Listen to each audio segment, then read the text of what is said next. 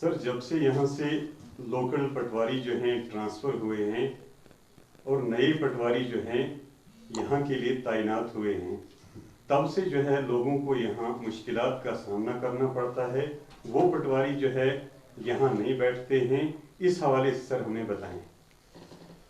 جی عاشق صاحب، 2 مہینے پہلے یہاں سے جو ٹرانسفر ہوئی لوکل پٹواریوں کی، اس کے بعد یہاں جو ڈپیوٹ تو تعینات کیے گئے پٹواری وہ سینئر موسٹ تھے. حال ہی میں ان کو پروموٹ کر کے ایز گردار بنایا گیا.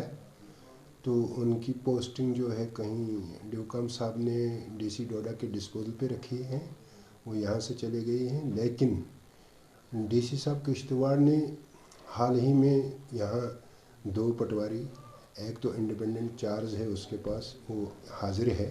دوسرا ایک پٹواری اور جس کو پٹواری حلقہ سنگنا، جس کو ایڈیشنل چارج یہاں پٹواری حلقہ پتنازی کا دیا گیا ہے، تاحال اس نے جوائن نہیں کیا ہے.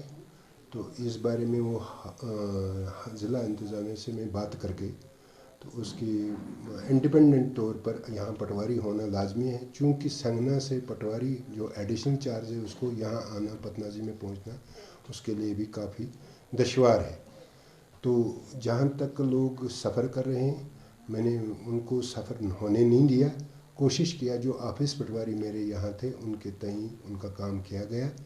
لیکن پھر بھی جو کہیں کمی بیشی ہے، ہائر اپس کی نوٹس میں لا کر اس مشکلات کا ازالہ جلدی کیا جائے. سر حلقہ جلاپور پٹواری کے متعلق پٹواری حلقہ جوالاپور وہ اپنی ڈیوٹی جوائن کر چکا ہے اور اپنے حلقے میں حاضر ہے. لوگوں کا کام ہو رہا ہے.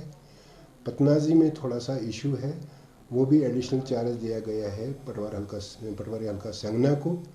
تو ہو سکتا ہے وہ کل تک وہ یہاں آ جائے تاکہ وہ ایک ہفتہ یہاں بیٹھے، ایک ہفتہ وہاں ایڈیشنل کام وہ چلائے یہاں کا. اگر اس کے علاوہ بھی میں ڈی سی صاحب کے نوٹس میں یہ بات لاؤں گا کہ سر یہاں کے لوگوں کی دقت ہے، اگر ہو سکے تو انڈیپینڈنٹ طور پر یہاں ایک پٹواری کو تعینات کیا جائے تاکہ پتنازی کے لوگ بھی سفر نہ کریں.